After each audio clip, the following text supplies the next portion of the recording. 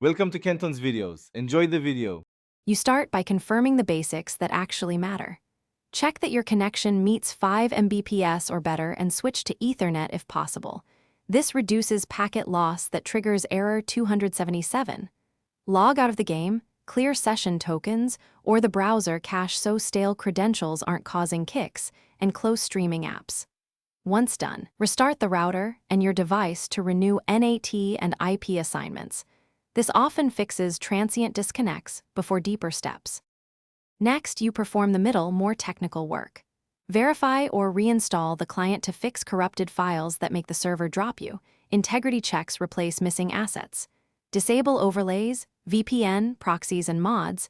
These change packet signatures and cause server-side disconnects. Make sure your router NAT is open and forward the game's required ports.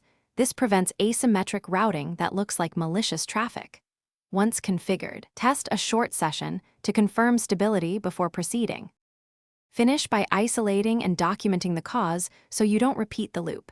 If the issue persists, test the game on another network or device to determine whether the problem is local or server-side.